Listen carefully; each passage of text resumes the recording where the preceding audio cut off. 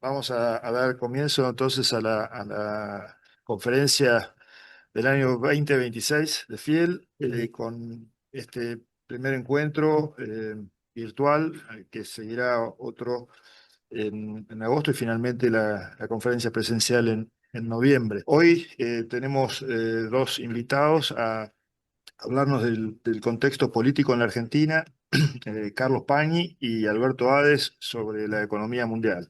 Vamos a arrancar, el orden va a ser primero la exposición y espacio para preguntas de Carlos Pañi y luego Alberto Hades. Es un gusto nuevamente tenerte, Carlos, aquí con nosotros para compartir pensamientos, así que por favor, adelante. Gracias. Bueno, el gusto es mío, los saludo a todos, muchas gracias a Fiel por la invitación. Voy a plantear algunas hipótesis, algunas observaciones sobre el panorama político, evitando la tentación que tenemos siempre los periodistas de referirnos a cuestiones coyunturales, a las noticias del día, que por otra parte en la Argentina siempre son muy atractivas. Julio María Sanguinetti, el expresidente uruguayo, dice que la Argentina fue inventada para el periodismo, porque todos los días hay una novela nueva muy atractiva, pero para poder vislumbrar o pensar la lógica general del juego, me parece que es mejor bajar en un nivel de profundidad e ir a tendencias más generales. Creo que nunca tenemos que olvidar el contexto más amplio de lo que está sucediendo, que tiene que ver con una nueva crisis de representación que vivió la Argentina o que está viviendo la Argentina. Eso lo sabremos, seguramente lo terminaremos de saber en las elecciones del año que viene. Digo nueva porque la Argentina está muy acostumbrada, demasiado acostumbrada a crisis de representación, desde 1930. Esas crisis se resolvieron con golpes de Estado. Felizmente nos curamos de esa enfermedad, pero el desencuentro entre dirigentes y dirigidos, entre representantes y representados sigue existiendo y se manifestó de manera muy profunda entre los años 2020 y 2023 por lo menos. Me interesa señalar la fecha del 2020 porque es en la segunda mitad del 2020 cuando los encuestadores, los analistas de opinión pública comenzaron a detectar un malestar inusual. Me estoy refiriendo a que en la segunda mitad del 2020 empieza a aparecer una nube de pesimismo que indicaba que el 75% de los consultados veían ese año como un año peor que el año anterior y presumían que el año siguiente iba a ser peor que ese. Y dentro de esas encuestas apareció otro dato, que es que así como había muchísima gente que no quería ni a Mauricio Macri ni a Cristina Kirchner, apareció un grupo que podríamos identificar en aquel momento más o menos con 5 o 6%, muy pequeño, pero raro, de gente que tampoco quería ni a Larreta ni a Alberto Fernández, que eran los que en teoría estaban destinados a reemplazar a los dos líderes anteriores. Es decir, empezó un fenómeno de impugnación general a toda la oferta política. Y eso se fue incrementando. ¿Por qué pongo tanto énfasis en la fecha? Porque fue el segundo semestre del año del encierro, de la cuarentena.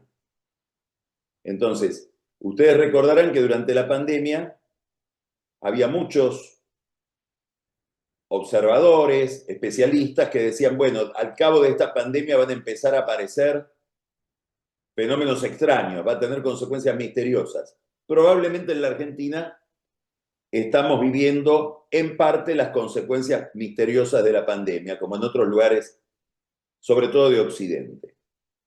Esta crisis de representación, por supuesto, está muy ligada a la economía, al desencanto económico, a una economía que no da prestaciones satisfactorias, con una característica que es que ese panorama económico desalentador ha durado mucho tiempo.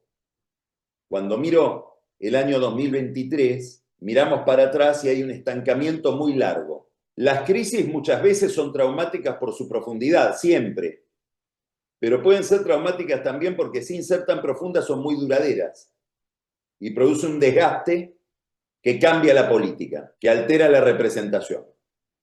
Y esto es lo que pasó con el problema económico argentino. tuvo la capacidad de despolarizar una política que había estado polarizada desde el año 2008, yo diría desde el conflicto con el campo. ¿Por qué? Porque desde el 2008 hasta, podríamos decir, 2020, un conjunto de la sociedad argentina atribuía todos los males al kirchnerismo y otro conjunto de la sociedad argentina atribuía todos los males a los antikirchneristas. O podríamos simplificar al no peronismo o al macrismo. Y comenzó a aparecer en esa encuesta tímidamente que les mencionaba, un grupo que se preguntaba si la culpa no será de todos, porque he cambiado de gobiernos y los problemas siguen siendo los mismos. Saqué a Cristina, puse a Macri, saqué a Macri, puse a Alberto y los problemas siguen continuando. Por lo tanto, puede ser un problema de toda la clase política. ¿Esto cómo se manifestó? Se manifestó en el comportamiento electoral. Me importa mucho prestar atención a estos datos. Si miramos las elecciones primarias del 2019, a agosto del 2019, lo que en aquel entonces se llamaba Juntos por el Cambio, perdón, Cambiemos, y lo que en aquel entonces se llamaba Frente de Todos, sumados, eran los dos polos de la escena, cosecharon el 90% de los votos. Eligió entre las dos fuerzas dominantes. En las elecciones primarias del 2021, no me estoy refiriendo a las del 2023, las del 2021, ese desencanto que asomaba en el 2020 se manifestó de la siguiente manera. Sumadas las dos fuerzas que ahora cambiaron de nombre, curiosamente, por algo habrá sido, Cambiemos se llamaba Juntos por el Cambio y el Frente de Todos empezó a llamarse Unión por la Patria, sumaron 50% de los votos. Es decir, los dos polos de la oferta política que habían dominado todo el escenario, en apenas 2 años perdieron 40% de la representación. Eso obviamente es la señal de una crisis de gran magnitud. Y esa crisis de representación se sigue manifestando y en el 2023 produce un fenómeno absolutamente inusual. Algo que las sociedades verifican una vez cada 1000 años. 30% del electorado argentino en las elecciones primarias del 2023 decidió ir hacia lo desconocido, caminar hacia lo desconocido. Es decir, votar a Javier Milei, que era un candidato desconocido, carente de equipo, carente de capital institucional, no tenía senadores, no tenía diputados, apenas 2 diputados, sin base territorial, ni en las provincias, ni en las intendencias, sin anclaje en el sistema sindical, ni en los movimientos sociales, y se lo eligió no a pesar de eso, sino por eso, porque lo que le daba legitimidad ante la mirada de un sector importante del electorado, nada menos que 30%, me estoy refiriendo a los que lo votaron en primera vuelta. Lo que le daba atractivo a Milei era justamente que no tenía nada de lo que tiene que tener en la cabeza, en el manual de instrucciones, un político. Entonces, ¿de qué estamos hablando? De que la política, tal cual la conocíamos en su estructura durante 20 años, cambió totalmente de configuración. El diseño entró en descomposición. Milei es solo una manifestación de eso. Pero ha habido manifestaciones previas y sigue habiendo manifestaciones posteriores. Esto es muy importante para entender la escena política y para entender lo que viene. Ante este panorama, lo que se verificó fue un estado fenomenal de incertidumbre. Tendemos a olvidar rápido las cosas, probablemente por suerte. Pero si ustedes se ubican emocionalmente, no solo conceptualmente, emocionalmente, en lo que era la Argentina de diciembre del 2023, o enero del 24, febrero del 24, van a recordar que estábamos ante la posibilidad de que hubiera un caos, de que la escena no se reconfigurara. Esa escena que se había descompuesto podía no encontrar un centro de gravedad alrededor del cual ordenarse. Y sin embargo, en abril del 24, mayo del 24, esa incógnita se despejó, que es la gran novedad de estos tiempos. Apareció un líder, Milei. El momento, la fecha, es posible que tenga que ver con dos fenómenos ligados entre sí.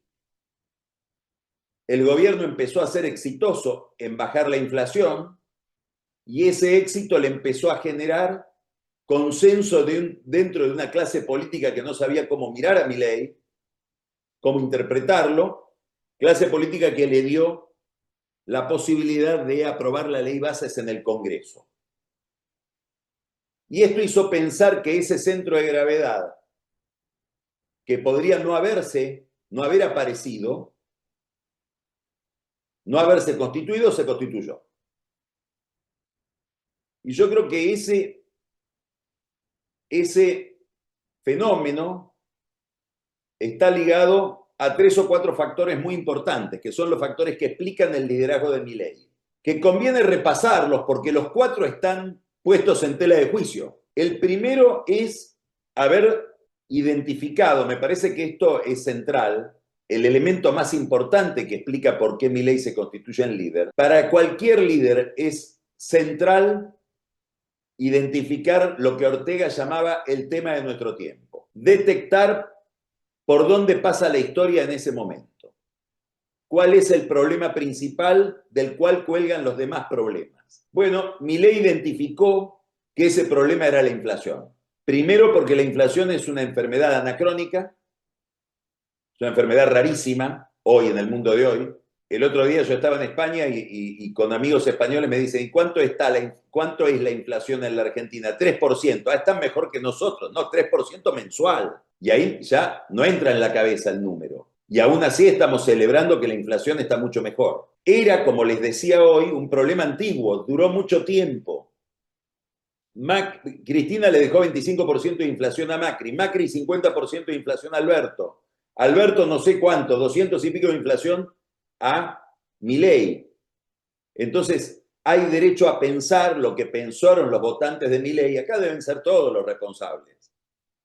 No compro más la polarización como explicación. Ahora, hay una razón muy poderosa por la cual la inflación es un problema especialmente delicado en la Argentina, y es la cantidad de informales que hay en el mercado laboral.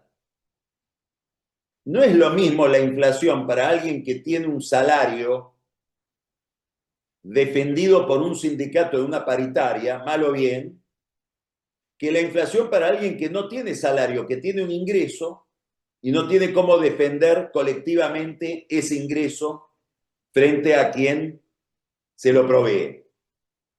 Entonces, en un país donde hay alrededor de 9 millones de informales, la inflación es una enfermedad distinta de la que conocíamos y tiene un impacto político mucho más importante.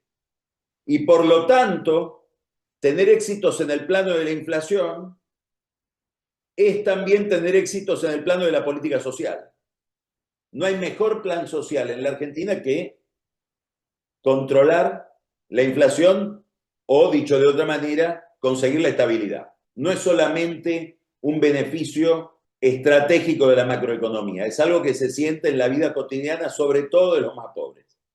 Entonces, todo esto, Milei lo vio, lo identificó como el principal problema. Por momentos uno tiende a pensar que lo ve como el único problema. Y esto fue muy importante para que se encuentre ese centro de gravedad que constituyó Milei en los primeros meses del año 2024. Hay otra razón que tiene que ver con la comunicación.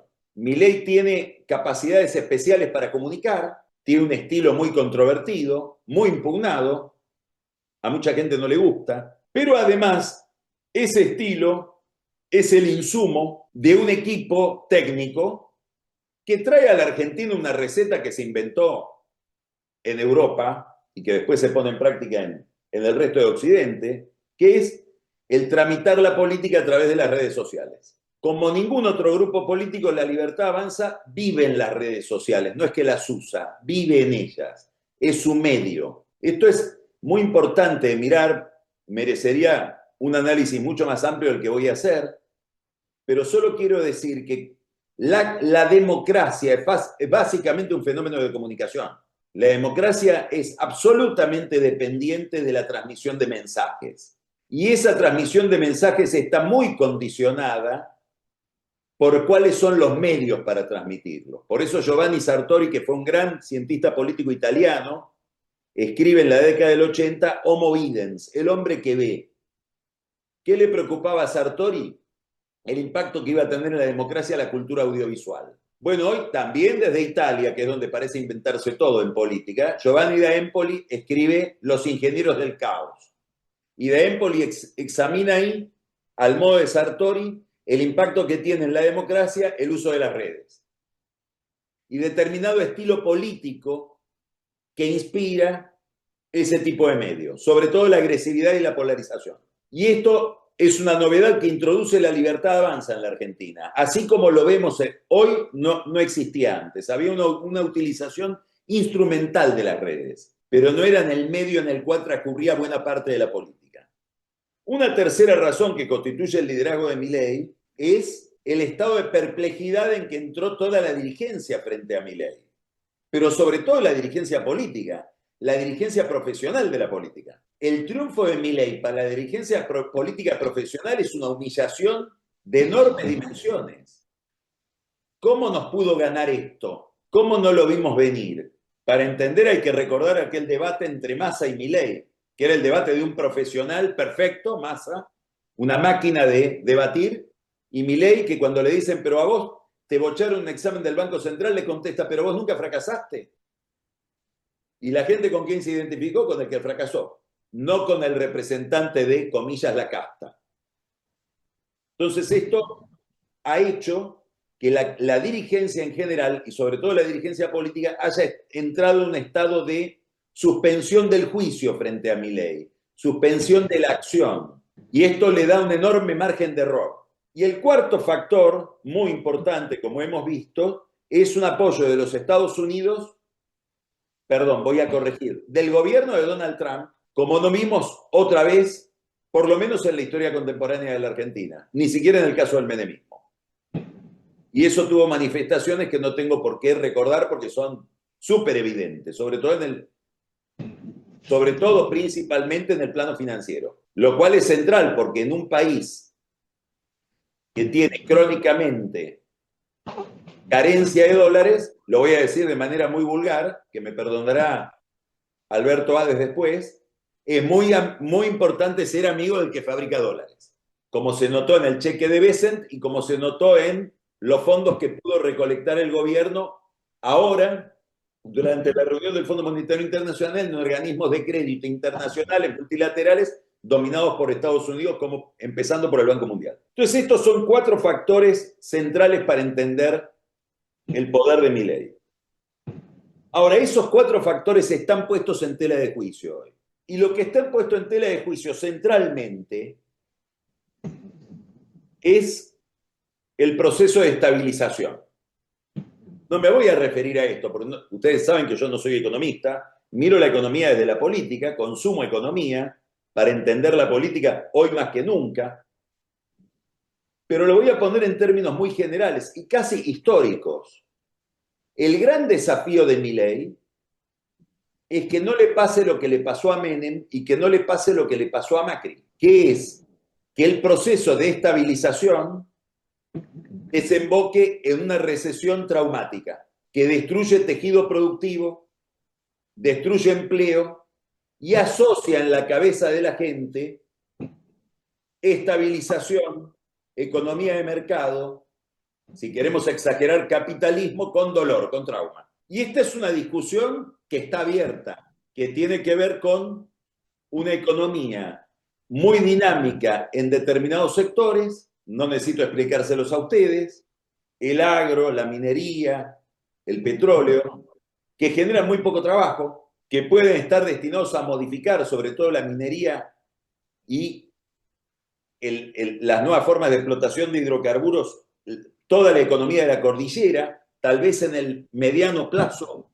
la Argentina tenga otra configuración territorial como la tuvo en el siglo XVIII o en el siglo XVII, cuando vivíamos de la minería de Potosí. Pero hay otros sectores, como son el comercio, la industria, la construcción, que siguen estando planchados.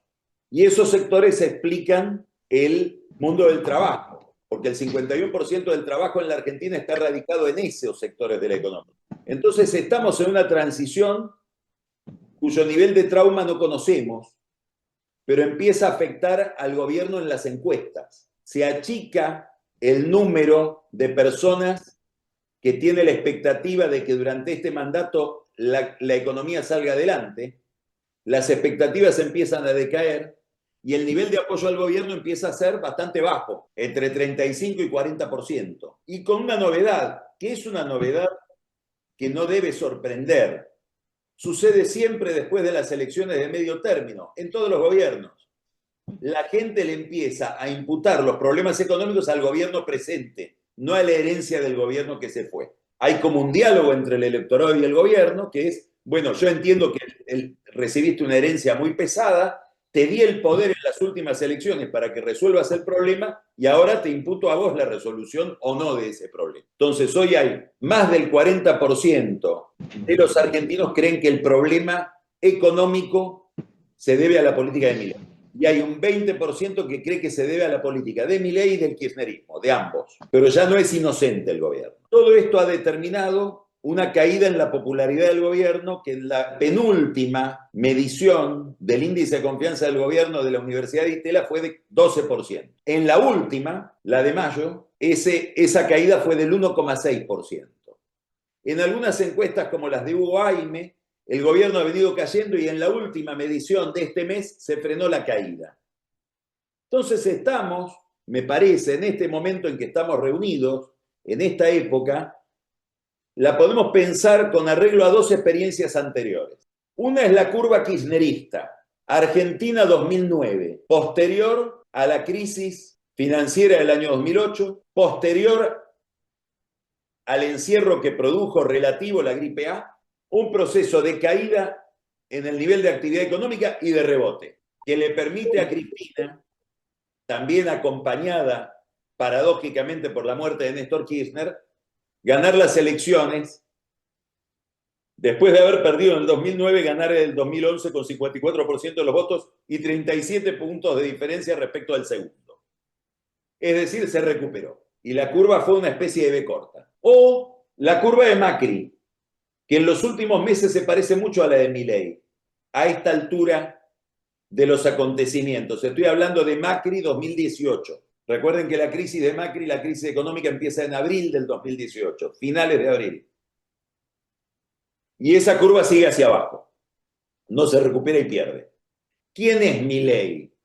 ¿Es Cristina, que se recuperó? ¿O es Macri, que siguió cayendo? Hoy no lo sabemos.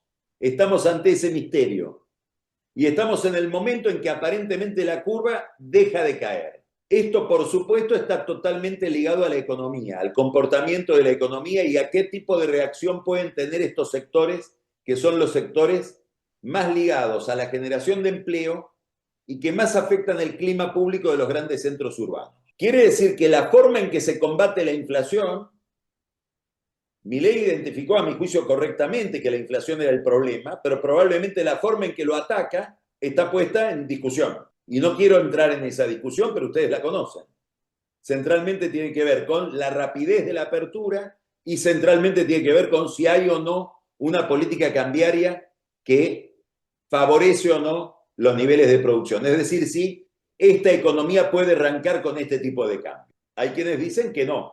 Pablo Kerchunov este fin de semana en La Nación el sábado afirma algo muy contundente, que es que si ponen el tipo de cambio en el techo de la banda, tiene la reelección asegurada. Está diciendo que si no lo pone en ese lugar, probablemente no tiene la reelección asegurada. Y este es el debate. Todo bajo el paraguas de un concepto que lo expresa sistemáticamente Ricardo Arriazu, cuando dice cuidado a los políticos porque la destrucción es más rápida que la creación. Entonces ahí hay un problema. Y es el problema que decía Borges, es el único problema. Borges decía, el único problema de la filosofía es el tiempo. Bueno, aquí hay una cuestión de tiempo. Inclusive pensando si va a haber una recuperación, si ese tiempo de la recuperación va a ser, en qué momento electoral va a ser. También hay un problema de tiempo para la oposición. ¿Por qué? Porque no estamos ante un problema, digamos, la rareza de la política no es solo que llegó Milei. La rareza de la política es mucho más profunda que eso. Es que la política se descompuso y por eso llegó Milei. Y lo que no sabemos es si va a haber una situación de recomposición. Y ahora lo enhebro con lo anterior. No sabemos si la velocidad de la recuperación o la velocidad de la destrucción va a dar lugar a una oposición, a que la oposición, a que la formación de una alternativa se acelere. En alguna medida, los errores del gobierno son menos errores porque no hay quien los narre, no hay un sujeto que los narre y que ofrezca una alternativa. Y eso beneficia enormemente a Milei. Es tan importante como el cheque de Bessent. Da margen de error. Ahora, en la medida en que el malestar se acumule, es probable que la oposición empiece a configurarse de manera más rápida, que es lo que estamos viendo. Vemos movimientos que hace 6 meses no veíamos. Y que se van a acelerar por una razón obvia, objetiva. El año que viene tiene que haber candidaturas del otro lado.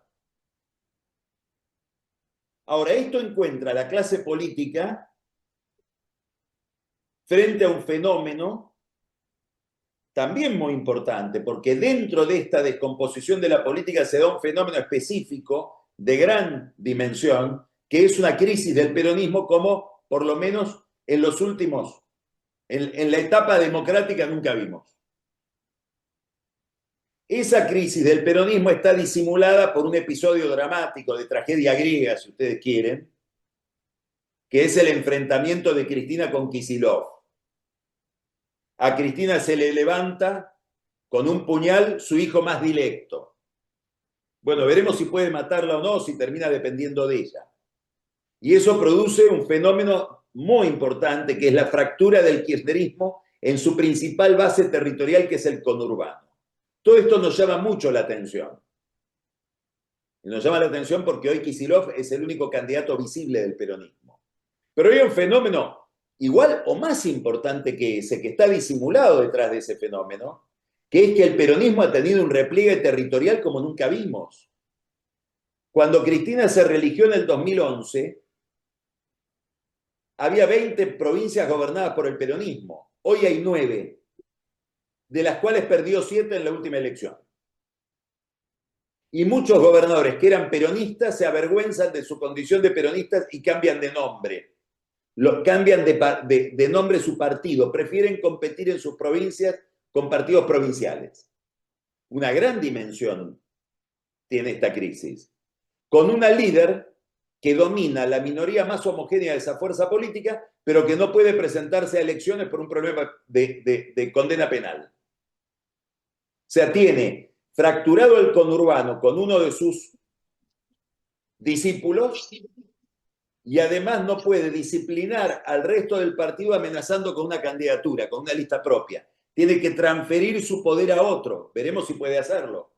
Lula en Brasil, cuando estaba preso, no pudo hacerlo. Haddad perdió frente a Bolsonaro. Entonces, cuando miramos el panorama político y vemos si este gobierno va a tener una alternativa competitiva para el año que viene, hay que mirar la demanda, es decir, qué va a pedir la gente, si el proceso de estancamiento va a hacer que la gente pida cambio o la derrota de la inflación relativa, porque este año vamos a tener una inflación alta, en el mejor de los casos 29%, no hay que olvidar eso, es más que la inflación que Cristina le dejó a Macri, pero aún así en términos relativos sí, el triunfo en la política de estabilización va a hacer que la gente sienta que el sacrificio vale la pena y vota continuidad.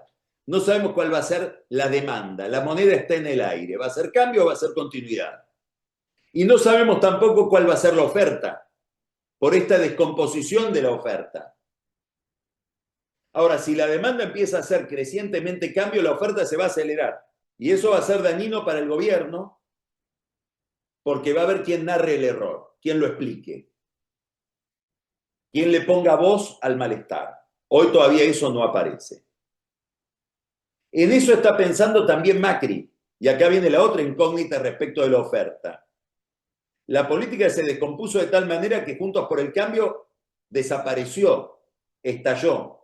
Parte de su base electoral se la lleva Milei. Y Macri está tratando de armar de nuevo Juntos por el Cambio, en la hipótesis de que la economía no se va a recuperar y que va a haber un conjunto de desencantados al que hay que ofrecerle un vehículo, porque si no van a ir a votar a un kirchnerista o a un peronista, porque como sabemos en el peronismo, no lo mencioné, hay un intento de proceso de renovación anticristina, que lo conducen Juan Manuel Olmos en la capital federal, Victoria Tolosa Paz en la provincia de Buenos Aires, Guillermo Michel Entre Ríos, etc. Entonces Macri está en esa operación y convoca a los radicales, convoca a sus propios gobernadores del PRO, establece relación más o menos subterránea con Patricia Bullrich, que también está mirando este proceso, pensando en que los Milei no le dan un lugar en la historia, pero que ese lugar puede ser la presidencia de una fuerza alternativa si es que a Milei le va muy mal, o del propio La Libertad Avanza si a Milei le va relativamente mal y no puede ser el candidato. Es una operación muy compleja de realizar. Pero digamos, hay un signo de interrogación sobre el espacio no peronista, sobre cuál va a ser la oferta del espacio no peronista. Y acá habrá que ver, yo no tengo la sabiduría como para determinarlo, si la estrategia de Milei es la correcta. Porque Milei lleva una estrategia discursiva y política muy curiosa, si ustedes quieren, muy desafiante o muy dudosa, que es pelearse con gente de su propio campo, dividir su propio frente, no el del adversario. Se pelea con cantidad de figuras que ejercen alguna forma de liderazgo dentro del mundo no peronista. Puedo nombrar a dos, Cavallo y López Murphy. Se pelea con Macri. Ahora se distancia de Bullrich. Se pelea con los medios que leen sus votantes. ¿Eso es una estrategia correcta o va a llevar a la fragmentación de su propio campo de tal manera que le cueste más ganar en primera vuelta? Y si no gana en primera vuelta, ¿tiene el consenso suficiente? ¿Su imagen negativa es suficientemente baja como para ganar en un balotaje? Esta es la pregunta. Mientras tanto, sucede algo que sucede siempre. Una fuerza política no desafiada tiene un conflicto interno. Y hay un conflicto entre dos alas de la Libertad Avanza, la de Santiago Caputo y la de Karina Milei, como yo nunca he visto, ni en los peores enfrentamientos entre celestes y rojo punzó del menemismo, que eran gente de carácter. Y esa pelea, y acá viene la paradoja, se desarrolla en las redes, ahí donde vive la Libertad Avanza, con la agresividad de las redes, sin que haya un presidente que discipline. Pareciera que el liderazgo de Milei, que es muy poderoso en la capacidad de sacar determinadas leyes, de evitar otras leyes, de tratar al adversario, etcétera, queda paralizado frente al conflicto muy importante que hay entre sus principales colaboradores, que son su hermana y son Santiago Caputo. Y es un conflicto que empieza a tramitarse de la peor manera porque se tramita a modo de denuncias, de carpetazos, con temas escabrosos, opacos. Entonces, acá aparece una pregunta, si el gobierno no está pagando el costo justamente de no ser un partido político, de no tener las artes de la vieja política como para cuidar el conjunto, evitando determinados niveles de enfrentamiento interno. Todo esto también tiene menos costos si no hay un desafiante. Entonces, básicamente, y termino, lo que tenemos son dos grandes incógnitas relacionadas entre sí, dialécticas, una alimenta a la otra. ¿Cuál va a ser la curva de la economía? ¿Alienta o desalienta la formación rápida de una oposición competitiva? Y a su vez la formación rápida de una oposición competitiva aumenta o disminuye el costo que paga el gobierno por sus errores.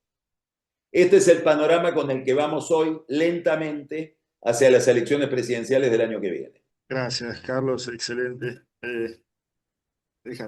Pensando, reflexionando sobre mucha información que nos has dado y generado para pensar, ¿no? Claro que es muy difícil saber debemos tener el diario del lunes y reconocer, digamos, en el riesgo de la política de Milei, en términos de la estrategia política, eh, algo inédito en un sentido. Uno tendería a pensar que todos los esfuerzos en reforma económica serían fortalecidos con una estrategia política de aumentar la base de sustento de los grupos que piensan parecido, aunque no igual, pero bueno, la política tiene otras reglas tal vez, o estos tiempos nuevos presentan otras reglas. Ahora, yo lo que te quería preguntar es, o sea, en esta disyuntiva también que hay en términos de qué prima en este ciclo de la oferta que se retroalimenta con la demanda, y de la causalidad entre la economía y la política. En ejemplos históricos, mucho surge de lo que presentaste y por eso me quedé tecleando un poco. En la experiencia histórica, no solo argentina, digamos, casos patentes o llamativos o salientes en donde la política se acomodó eh, de una forma inesperada a los éxitos o fracasos, éxitos económicos, o viceversa, digamos. Hay una lectura histórica posible donde surja frente a frente a lo que a lo que parece como una contradicción, una lectura de que el fortalecimiento político puede lograrse paradójicamente incorporando o delegando o compartiendo el poder político con quienes no son idénticos a uno mismo para sostener y fortalecer la economía. O tiene alguna chance de que digamos, mantenerse de una manera muy purista y muy individualista en términos de rechazar a lo que era antes la política profesional. eh, Le dé a este gobierno la posibilidad digamos, de ser exitoso. Uno lo piensa como, ¿cómo no, cómo puede ser que no haya un entendimiento de que la credibilidad política ayuda a al éxito económico y eso va a ayudar y retroalimentarse? Pero bueno, es como que la experiencia histórica tal vez nos ayude a decir, bueno, esto es posible, pero muy poco probable, o esto es imposible. Bueno, a ver, es una pregunta que puede tener niveles distintos de respuesta según el alcance temporal con el que uno se la haga. Si pensamos el proceso histórico en la larga duración, es imposible que un proceso de modernización económica pueda prescindir del acuerdo político. Este es el problema de las polarizaciones. Las polarizaciones salvajes, la radicalización te impide poner a salvo de la competencia electoral y del cambio de signo político en el poder determinados valores, determinadas cosas que no querés tocar.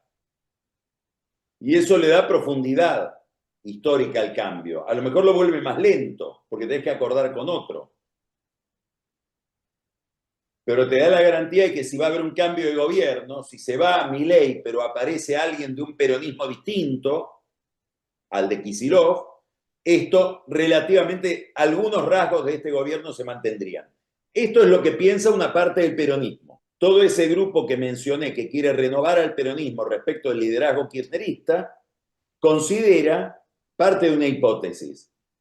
La gente no adhiere a Milei, la gente adhiere a un consenso determinado respecto de la economía. No quiere más inflación, no quiere más desbarajuste fiscal, no quiere la consecuencia del desbarajuste fiscal, que es la emisión descontrolada que lleva a la inflación, y el peronismo debe conectar con ese consenso, porque si no va a ser identificado con el caos. Por lo tanto, tenemos que distanciarnos ostensiblemente de Cristina y, si fuera posible, ganarle para que se note que no estamos con eso. Esto quiere decir que habría una especie de acuerdo respecto de rasgos generales de la economía. Acuerdo que se podría operar políticamente, que podría terminar en un programa de gente que compite. Esto no es novedoso, siempre pasa. Le pasó al peronismo cuando ganó Alfonsín. Apareció una dirigencia peronista que dice: nosotros tenemos que registrar que la gente está valorando valores que nosotros no encarnamos y que los encarna nuestro adversario. Y ahí empezó la renovación peronista. Uno pondría en el centro de todo eso a Cafiero. Entonces, si vos me preguntás, ¿es posible llevar adelante una política económica exitosa de mediana duración o larga duración sin que haya un mínimo acuerdo político? Creo que no. Ahora, después hay una pregunta, la pregunta tiene un nivel táctico, ligado a lo inmediato, y es, ¿me conviene reforzar la identidad, presentarme yo contra el resto, solo avalar a aquellos que se subordinan totalmente? Esta es la idea de Karina Milei. Ni a Patricia Bullrich quiero tener en el corazón de mi centro de poder. Quiero listas encabezadas por gente que me responde absolutamente, porque quiero un Congreso muy disciplinado. Ahora, para eso ¿cómo se llama? Hegemonía. Quiero tener una fuerza hegemónica, que no negocie con nadie, que someta a las demás. Para eso tenés que tener una fuerza política extraordinaria. Y probablemente tengas que tener una sociedad que te agradece enfáticamente el proceso económico. No sé si se puede alcanzar esa hegemonía con una economía a conversar. Y ahí es donde aparece el problema. Si te querés volver hegemónico y no lo sos, tu base se fragmenta y te puede ganar otro. Digamos, ¿qué pasaría si el campo no peronista va dividido en dos y Macri consigue armar un aparato político que tenga una candidatura propia? Lo voy a hacer más complicado. Los que están siendo invitados por Macri, como el gobernador Pularo de Santa Fe, los radicales de Sanz, le dicen, cuidado, Mauricio, nosotros vamos, pero después no nos negocias en la mesa de Milei para conservar la Intendencia de Buenos Aires para tu primo. No sabemos cuál es el juego de Macri, de fondo, pero sabemos que la capital es crucial para los Macri, por 1000 razones. Entonces, probablemente para ese experimento que vos planteabas como una alternativa, Santiago, que es, bueno, quiero reforzar totalmente mi identidad y ser hegemónico, y es una apuesta muy importante para la cual necesitas un consenso que hoy no te presentan las encuestas. Pero a lo mejor sí te lo presentan si vos lográs la recuperación que el gobierno promete. Sí, una recuperación que tal vez sería favorecida por un despeje de aspectos políticos que, digamos, jugás al fleje, ¿no? Puede salir bien bueno, lo veremos como siempre en este país que vamos a transitar experiencias realmente siempre bastante llamativas en el estudio de los Puedo poner un estados. ejemplo. Vos hablabas de la historia. El ejemplo de Menem. Yo recuerdo en el año 95 haber ido a un almuerzo donde hablaba Bordón. Y Bordón, candidato que enfrentaba a Menem desde el prepaso, hizo una caracterización de la Argentina. Yo digo, pero este hombre, ¿qué diario está leyendo? Porque hablaba del problema productivo, hablaba de rasgos recesivos que tenía el modelo económico, destrucción de empleo, cierre de empresas, sobre todo de pymes. Menem gana las elecciones del 14 de mayo del 95, Bordón pierde, y un mes después, en junio del 95, la tapa de los diarios dice 18,6% de desocupación, y el clima cambió así. Y toda la obsesión de Menem posterior era cómo hago para reactivar la economía. Y me acuerdo las discusiones, que se recordará seguramente Carlos Rodríguez, la obsesión de Menem por bajar la tasa de interés. Y la fantasía de si dolarizando puedo lograr que la economía se reanime. Ahora, Menem tuvo la ventaja de que en la elección, Menem había llevado la inflación a niveles muchísimo más bajos que Milei, y la economía había crecido a niveles que Milei ni en el mejor de sus sueños puede imaginar. Es decir, no es legítima la comparación lineal entre Milei y Menem. Pero tuvo una suerte, el discurso de Bordón no había sido todavía politizado, en el mejor sentido de la palabra. No movilizaba la opinión, no movilizaba el voto. Pero además Menem se encargó, y a este punto quiero ir, de financiar a Masachesi, de alentar a Masachesi. Y le decía a Rucauf, que era su candidato a vice, que no se me caiga Masachesi, porque quiero dividir el cambio opositor. Masachesi era el candidato radical que sale tercero y que le sacaba votos a Bordón. Entonces la estrategia de Menem era unificar el propio campo y dividir al opositor. Daría la impresión de que Milei está más empeñado en dividir el propio campo. Y creo que tiene que ver con rasgos de personalidad. Lo molesta mucho la pequeña diferencia, porque probablemente en su fantasía espere no la adhesión, no el consenso, sino el sometimiento. Quiero que pienses en todo igual que yo. Bueno, eso es un problema. Bueno, muchas gracias, Carlos. No, Tenemos gracias a un ustedes. par de minutos, tal vez para que tomes una pregunta, si alguien Como ustedes quieran. hacerla, no sé si hay alguien que quiera levante la mano y le damos. eh, Yo tengo una pregunta, si puedo, ¿Cómo no? para Carlos. Carlos, ¿qué tal? ¿Cómo estás, Carlos? ¿Cómo estás, Alberto? Bien, muy bien. Mira, al pasar vos hiciste un comentario que dijiste, bueno, tiene una actitud, Milei tiene un discurso agresivo, se pelea con sus potenciales votantes, se pelea con los medios que leen sus potenciales votantes, etcétera, etcétera. Y dijiste, no se entiende muy bien por qué, y después seguiste. ¿Cuál es tu hipótesis? ¿Por qué hace eso? Yo creo que él, primero, creo que tiene una personalidad agresiva, conflictiva.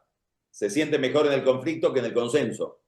Tiene una forma de entender la vida pública muy ligada a la idea de complot, de que hay un enemigo y que ese enemigo está oculto.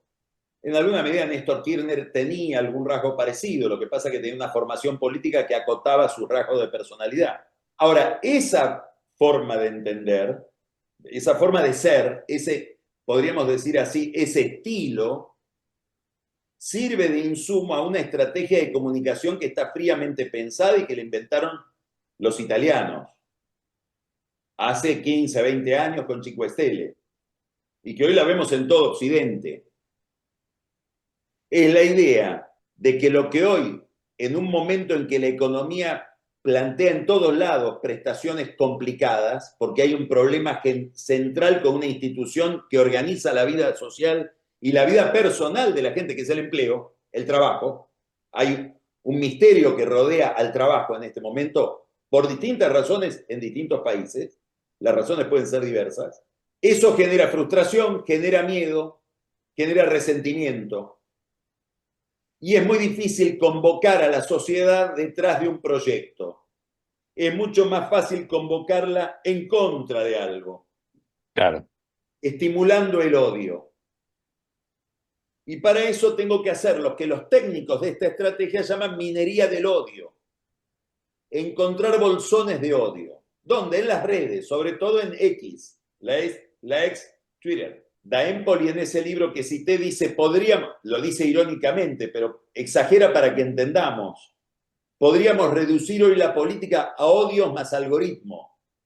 mm, Entonces creo que hay una estrategia de Milei que consiste en generar esa corriente de agresividad contra algo que él llama la casta, y él a esa estrategia le proporciona un insumo muy genuino, que es su personalidad conflictiva, con independencia inclusive de su vida política. Él es así. sí, o también podrías pensar, esa es la estrategia que funciona y le cabe a él el ensayo, o sea, él la puede implementar. Supongamos que Macri, por ejemplo, se reuniera con Santi Caputo y Santi le explicara la estrategia. Macri no la podría implementar porque no tiene esa personalidad. Exacto. O probablemente no quiere implementarla. No quiere, sí, Porque detrás de todo esto, después, no quiero entrar en el tema, pero hay un problema de valores. Y después hay otro correcto. problema que yo creo que le está apareciendo hoy a Milei por culpa de la guerra interna. Y estamos, por ahí es un poco, no muy, un poco prematuro decir lo que voy a decir. Pero si uno mira el mundo de los negocios, mira el mundo de la justicia, mira el mundo de la política, ya hay una casta de Milei. Entonces el lenguaje anticasta, si establezco ese lenguaje como criterio y esa valoración política como criterio, un día se me puede volver en contra si es que incurro en los males que denuncio. Y creo que por eso él se pone tan agresivo con el periodismo, tiene tanta obsesión por la justicia, bueno, es lo que estamos viendo este año, ¿no? Muy bien, bueno, muy interesante. Muchas gracias, Carlos, por estar con No, no, nosotros ustedes, por nuevamente favor.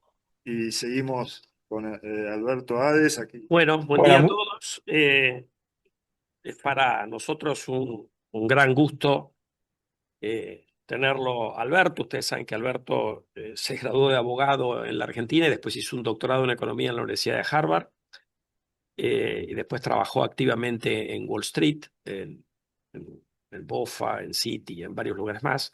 Y ahora me comentaba ayer cuando nos mandó el PowerPoint que va a usar ahora en la presentación, que acaba de dejar el hedge fund que figuraba ahí en la diapositiva que usamos para la presentación, así que ahora va a ser un asesor estratégico independiente. Así que vamos a escuchar al asesor estratégico independiente. Creo que podés compartir la presentación directamente vos. La idea para el resto, si quieren ir adelantando preguntas en el chat, yo después las resumo y se las paso a Alberto al final. Pero tiene una presentación muy interesante, así que te vamos a escuchar con atención. Gracias, Alberto. de nada, Daniel, y muchas gracias por la presentación. Bueno, muchas gracias, Daniel, y muchas gracias, obviamente, a Fiel por la invitación, que es un privilegio hablar en este foro. Eh, y es interesante que la presentación tiene un sabor, si se quiere, que tiene algo de similar con lo que habló recién Carlos, porque en la presentación lo que voy a tratar de hacer y lo que voy a pedirles es que durante los próximos 40 minutos hagan un ejercicio que creo que es muy difícil para cualquier economista o inversor o observador de la realidad, y es imaginar o distinguir qué es un ciclo y qué es un régimen, porque la tesis central de la presentación es que en 2022 comienza un cambio de régimen de la economía y la geopolítica global y que todavía no hemos terminado de procesar las consecuencias de eso. Y eso es lo que vamos a explorar hoy. Como inversor o como participante en los mercados que he sido en los últimos 30 y pico de años, una de las cosas que he aprendido es que los mayores movimientos de mercado y las mayores oportunidades en los mercados se dan cuando cambia el régimen económico, no cuando cambia el ciclo. Y esto no sucede muy seguido. Bueno, entonces, pasando al siguiente slide, la agenda. Acá les describo muy brevemente cuál es la estructura de la presentación. La primera parte va a estar enfocada en el mundo después de 2022, en el periodo que terminó en 2021, que insumió unos 30 años, desde 1990, la caída del muro, hasta 2021, y vamos a postular la hipótesis de que en 2022 hay un punto de quiebre que implica el repricing o el cambio en tres precios muy importantes: el precio del dinero, el precio de la energía y el precio de la seguridad.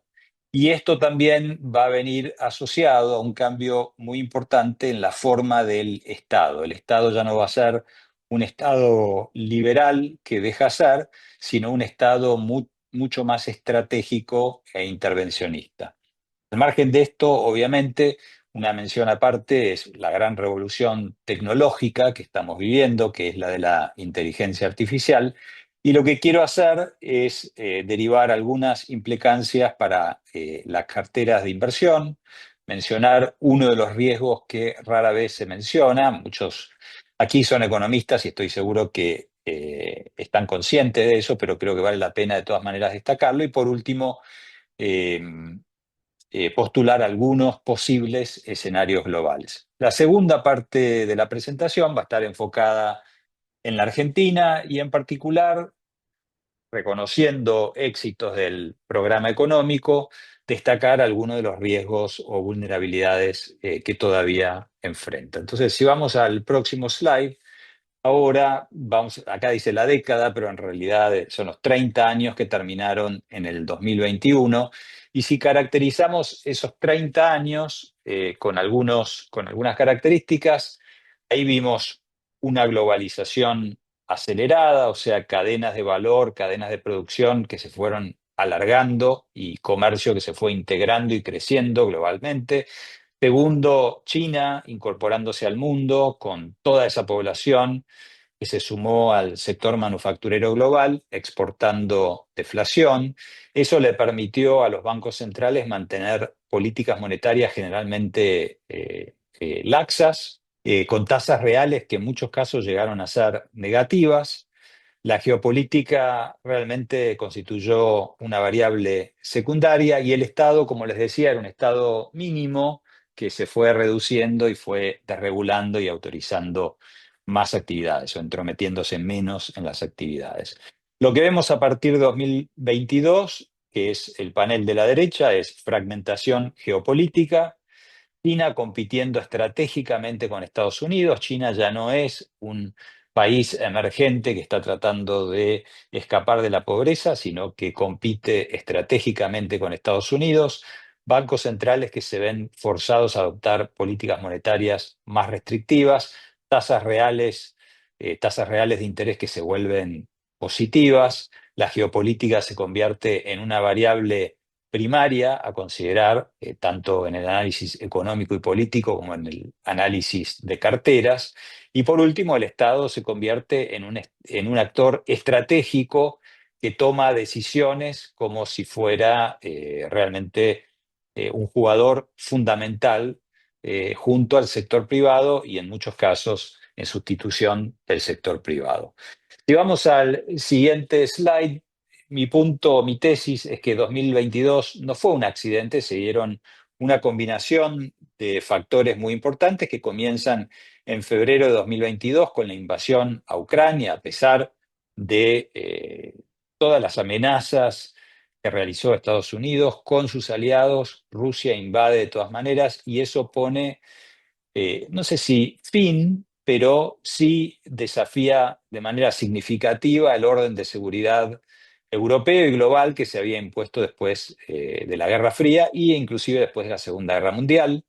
Otro factor muy importante asociado al anterior es que la Fed se ve obligada a subir tasas de interés muy agresivamente, 475 puntos básicos, desde el piso al techo, que es el ciclo de tasas o el ciclo de suba de tasas más agresivo en 40 años. La inflación global alcanza los niveles más altos desde los 70. En noviembre de 2022, la gran revolución con el lanzamiento de ChatGPT, que inicia una carrera tecnológica y geopolítica asociada a la inteligencia artificial. Un año más tarde, el ataque de Hamas en Israel, que desata el desorden que hoy vemos en Medio Oriente. Y en 2024-2025, sobre todo a partir de abril de 2025, el lanzamiento agresivo de aranceles por parte de Estados Unidos, de Trump, no solamente contra China y no solamente para sectores específicos, como había sido durante la primera presidencia, sino contra todos, incluidos los aliados. ¿Qué es lo que realmente cambió entonces? Para reiterar, los 30 años anteriores caracterizados por globalización, deflación importada, tasas de interés bajas y múltiplos de acciones altos. ¿Qué es lo que está pasando a partir de 2022? El foco pasa a seguridad, reshoring, un aumento sustancial en la inversión pública en todos lados, incluido gasto en defensa. Vemos déficits fiscales importantes y tasas de interés estructuralmente más altas. Entonces, la tasa de rendimiento, la tasa del bono de 10 años, la línea azul muestra la tasa de rendimiento o la tasa de bono de 10 años de Estados Unidos nominal, y la anaranjada muestra el equivalente en TIPS, o sea, ajustada por inflación, que es un instrumento que comienza en 2023. Y lo que vemos es, entre 1990 y el año 2020, la pandemia, una caída muy sostenida en el rendimiento de la tasa de 10 años y inclusive, si miramos la de TIPS, se volvió negativa durante ese periodo y a partir de entonces vemos una reversión en esa tendencia con la tasa hoy de 10 años cerca del 4,5% y la tasa de TIPS de 10 años cerca del 2%, que son niveles que no se observan desde comienzos de los 2000. El problema no es solamente un problema de inflación cuando miramos la tasa de 10 años, o sea, no es que la inflación subió y por lo tanto las tasas nominales subieron, sino que hay un aumento sostenido en la deuda pública de todos los países, pero inclusive de Estados Unidos, que había tradicionalmente tenido niveles de deuda pública relativamente bajos.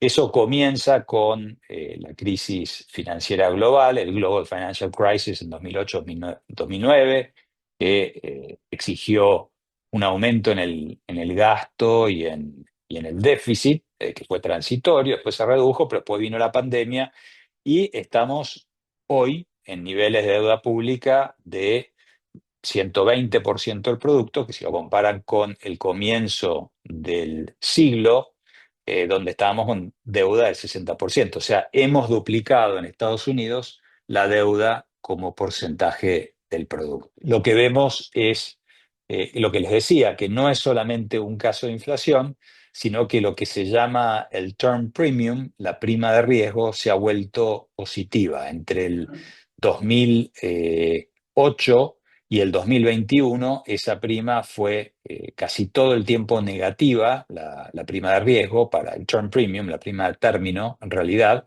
y hoy estamos con una prima de término positiva y el regreso de lo que se llaman los bond vigilantes. Esta es una expresión que se inventó en los 80s. Ed Jardini fue el que la inventó. La idea era que existía un grupo de inversores, que eran los tenedores de bonos en Estados Unidos, y que imponían disciplina al gobierno americano. Cuando el gobierno americano relajaba la disciplina fiscal, los vigilantes estos vendían los bonos, los rendimientos subían, le encarecían el endeudamiento al gobierno y eso forzaba un ajuste fiscal. Estos bond vigilantes estuvieron dormidos durante mucho tiempo, sobre todo durante el periodo de QE, de Quantitative Easing, porque el gran comprador en ese momento era el Banco Central, que mantenía las tasas relativamente bajas, entonces podían sostenerse déficits fiscales relativamente altos con tasas bajas.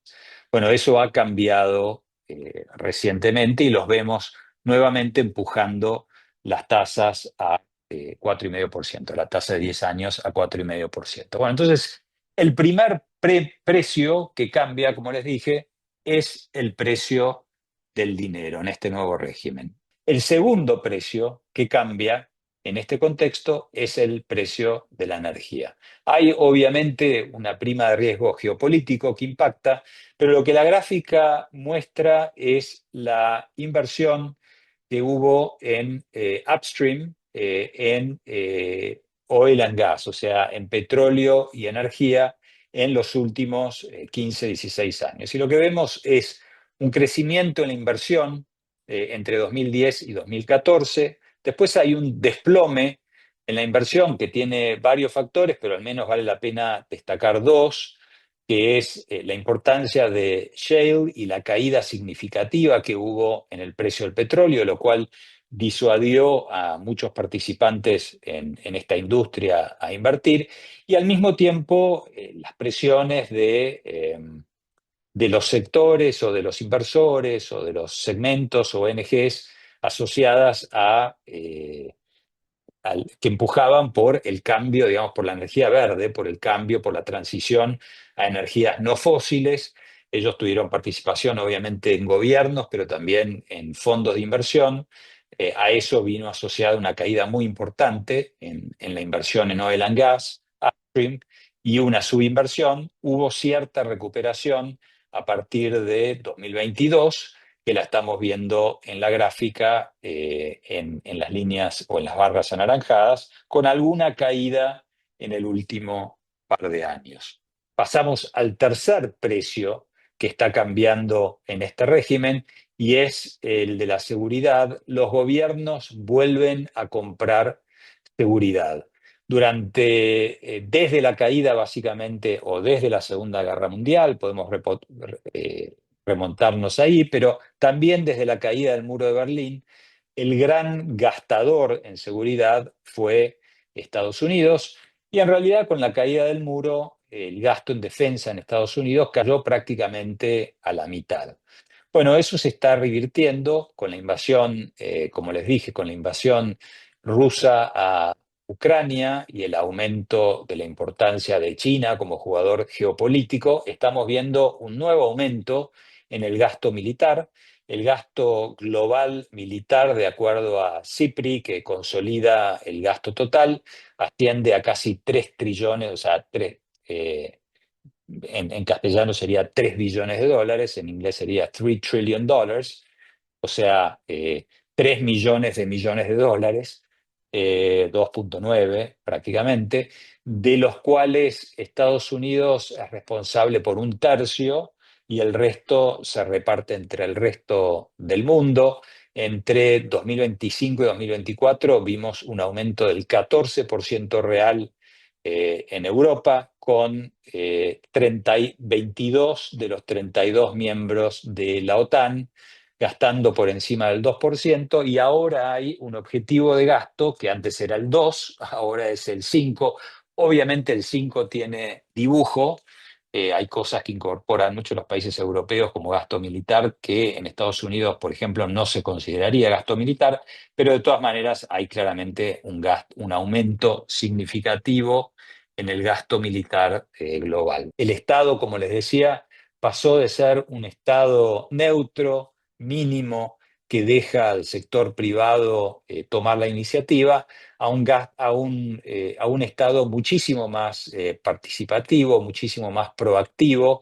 Y lo vemos, por ejemplo, en Estados Unidos, pero también en Europa, con el CHIPS Act, entregando subsidios a productores de semiconductores domésticos en Estados Unidos, el Inflation Reduction Act.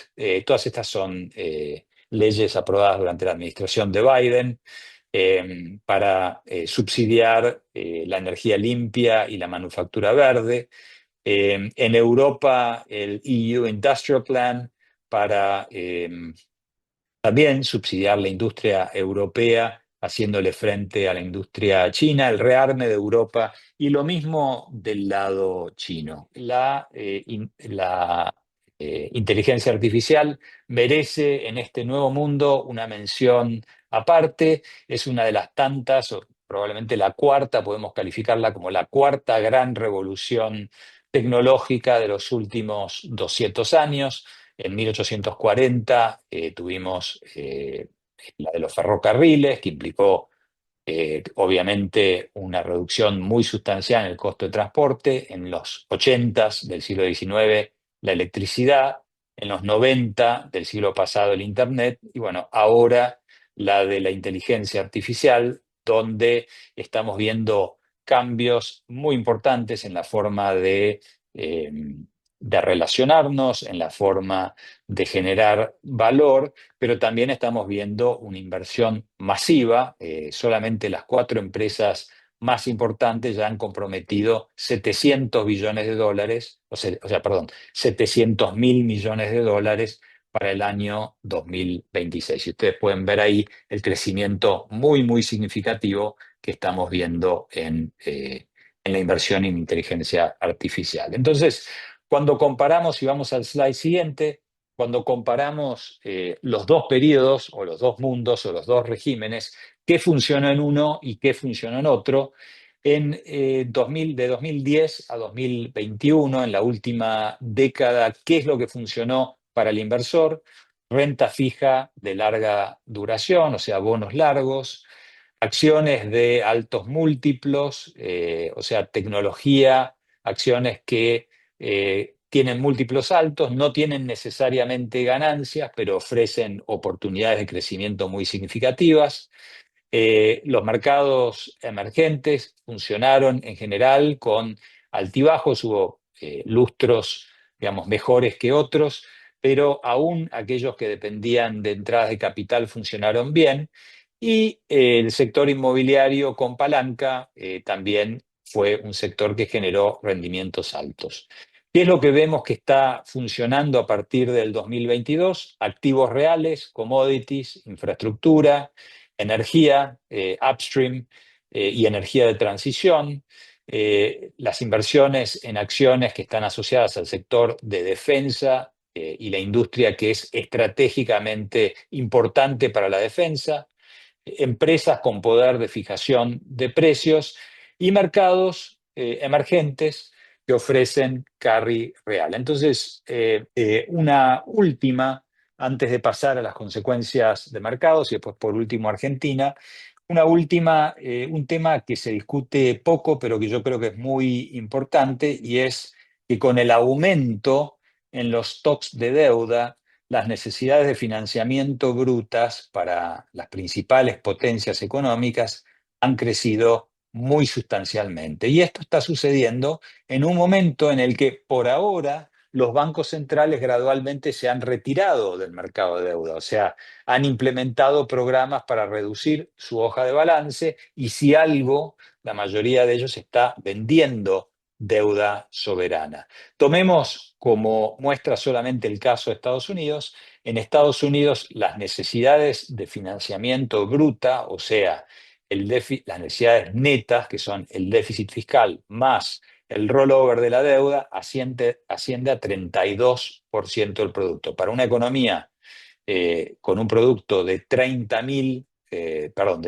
billones de dólares, o sea, 30 millones de dólares, eso es un número muy grande y no estamos viendo en Estados Unidos, salvo la imposición de aranceles en la importación, que generan obviamente algo de recaudación, no estamos viendo disciplina o vocación para reducir un déficit fiscal que sigue estando entre el 6 y 7% del PBI.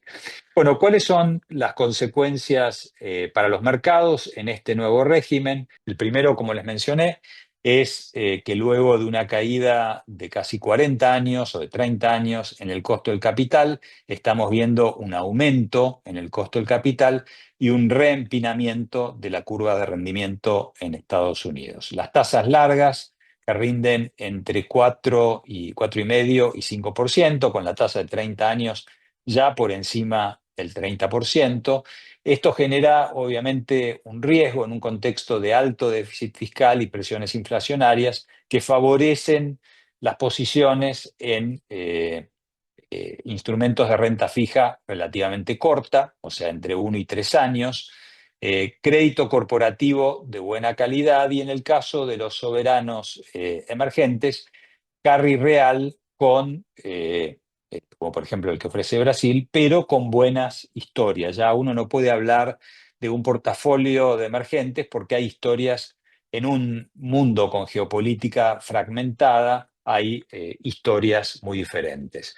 Ahora, en términos del mercado de renta variable, ya tenemos historia, o sea, ya tenemos un track record de 4 o 5 años y hemos visto lo que funciona. Entonces, si vamos al slide siguiente, qué es lo que ha funcionado y qué es lo que no ha funcionado en estos últimos 4 o 5 años. Lo que ha funcionado es la energía upstream, como les decía, 82% de rendimiento.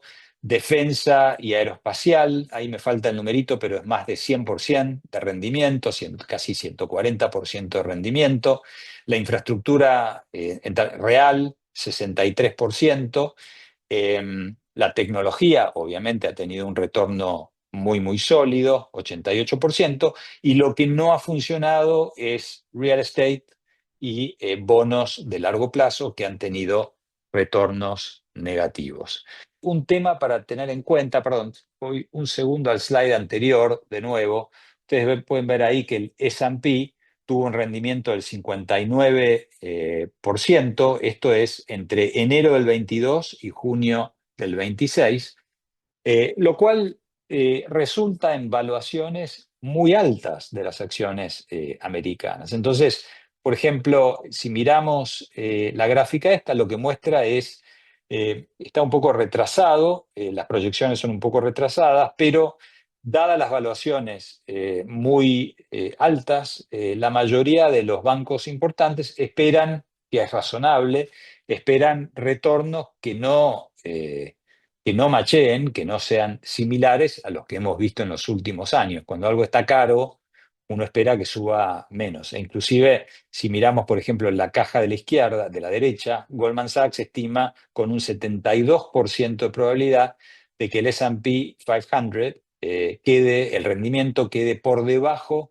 del Treasury de 10 años en la próxima década. Y esto es muy típico de los bancos, que obviamente cuando los activos se ponen caros esperan rendimientos más bajos. Ahora, esto no quiere decir que todo tenga un rendimiento más bajo. Como les dije antes, hay sectores, si uno tuviera que armar un portafolio, tendría en overweight defensa, energía upstream, infraestructura real e industriales, y en underweight REITs apalancados, empresas tecnológicas de crecimiento sin ganancias, y todo lo que sea duración. Eso es muy riesgoso y uno lo tendría underweight. Si vamos a la siguiente, en los emergentes, solo para decir que, bueno, Argentina ha tenido un muy buen retorno desde, digamos, desde enero del 2024, la prima de riesgo de los bonos con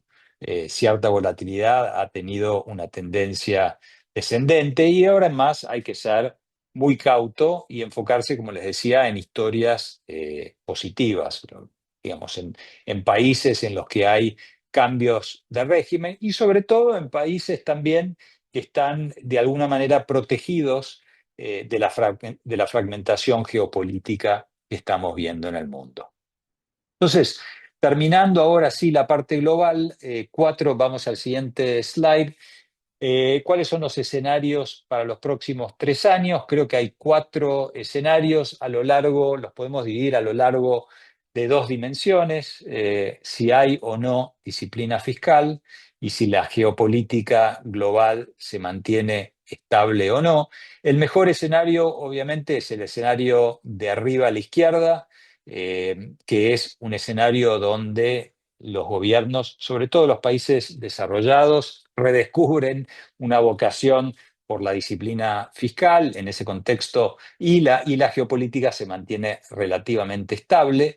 En ese contexto podemos ver tasas que bajan moderadamente, activos de riesgo con un rally selectivo y bonos soberanos que se estabilizan.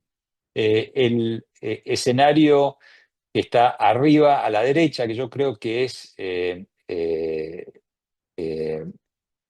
el más probable, no diría que es el más probable, tiene más probabilidad que el de la izquierda, que el que acabamos de ver, es uno de dominancia fiscal, donde no hay realmente un ajuste fiscal, no hay una explosión geopolítica, no hay una guerra, pero ese es un contexto de gasto militar en aumento que infla la demanda. Las tasas persisten, las tasas altas persisten, y los commodities y acciones asociadas al sector de defensa tienen muy buena performance. Si volvemos a la tabla, digamos, a la columna de la izquierda, abajo, tenemos un escenario de disciplina fiscal y geopolítica tensa. Este sería, digamos, un new normal, lo podríamos llamar un new normal, donde se redescubre la disciplina fiscal, pero se preserva la fragmentación política. En ese escenario tenemos tasas que se mantienen estructuralmente altas, pero estables.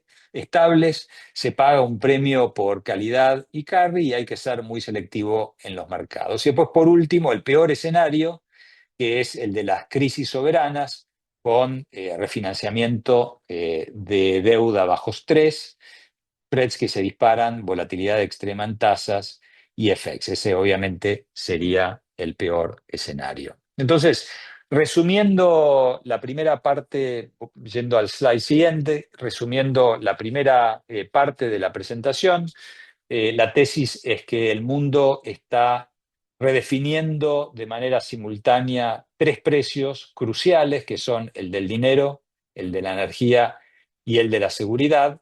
Y los países, mi tesis es que los países y los inversores que entiendan ese cambio de régimen serán los ganadores de la próxima década. Pasemos entonces a la segunda parte de la presentación, que se enfoca en Argentina. Yo obviamente vivo en Nueva York, me enfoco más bien en la economía global, soy argentino, sigo a la Argentina bastante de cerca, tomo mate todas las mañanas, leo los diarios argentinos, lo escucho a Carlos Pani por podcast todos los martes, el resumen que él hace al comienzo de su programa, o sea, me sigue interesando mucho la Argentina, pero la perspectiva que tengo es una perspectiva de observador externo y eso es lo que quiero hacer en estos minutos que nos quedan. La primera es enfatizar, me voy a enfocar en varios temas, pero un tema que creo que le preocupa a todos en la audiencia es el tema cambiario en la Argentina.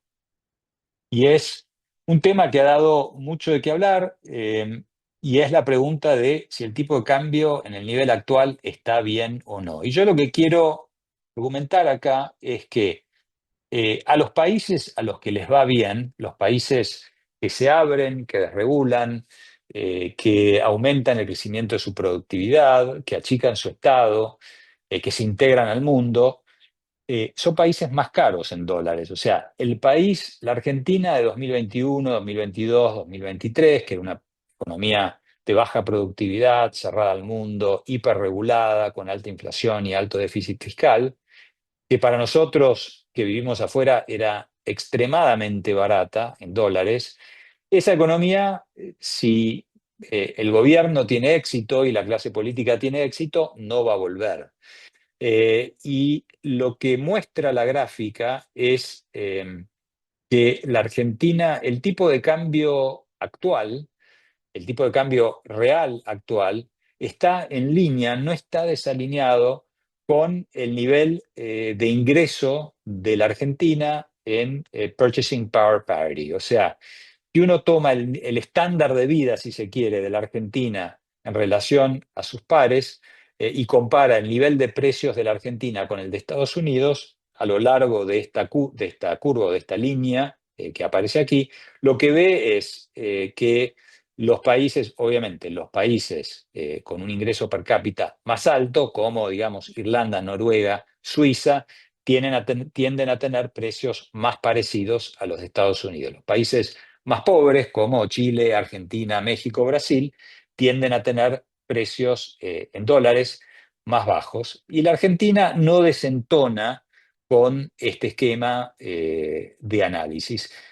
El argumento acá es que en el largo plazo, si uno pensara que ya hemos llegado al largo plazo, la situación de la Argentina es bastante razonable. Y este es el argumento que siempre hace el gobierno. Nosotros estamos abriendo la economía, estamos desregulando, hemos eliminado el déficit fiscal, la inflación está cayendo, es razonable que la Argentina sea cara. A pesar de eso, hay una transición, hay que llegar al largo plazo y el segundo argumento que voy a hacer es que la Argentina, si bien no tiene un problema de tipo de cambio de largo plazo, sí tiene un desafío en la transición. La transición a ese largo plazo no está garantizada y en esa transición, con un nivel muy bajo de de reservas, un nivel de desempleo encubierto o de empleo de muy baja productividad alto, o sea, si uno a la tasa de desempleo oficial le suma a toda la gente que está en planes sociales, toda la gente que está en planes de discapacidad y no debería, toda la gente que se jubiló a los 50 años, el exceso de empleados públicos, etcétera, lo que ve es que hay un problema de empleo que va mucho más allá de la tasa de desempleo oficial. Al mismo tiempo, también hay un crecimiento muy desparejo. Estamos viendo el crecimiento muy concentrado, Carlos lo mencionó ya, estamos viendo un crecimiento muy concentrado en sectores particulares, que son los sectores ganadores del modelo, como vamos a ver, que son energía, minería, agro, en alguna medida finanzas. Son sectores tradicionalmente con una intensidad relativamente baja del factor trabajo y que generalmente no están concentrados en los grandes conurbanos, ciertamente no en la provincia de Buenos Aires. Y eso obviamente genera desafíos políticos.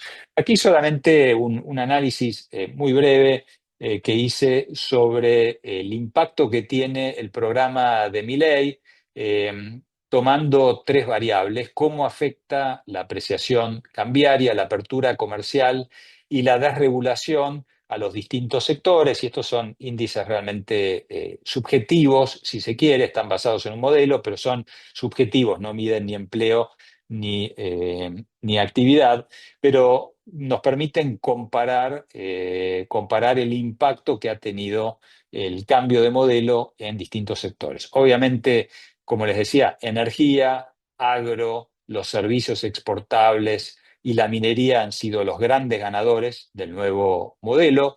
Los perdedores del nuevo modelo han sido la pyme protegida, el consumo masivo, los conurbanos y el empleo público. Y bueno, el tema es que los perdedores son los que concentran la mayor cantidad de votantes.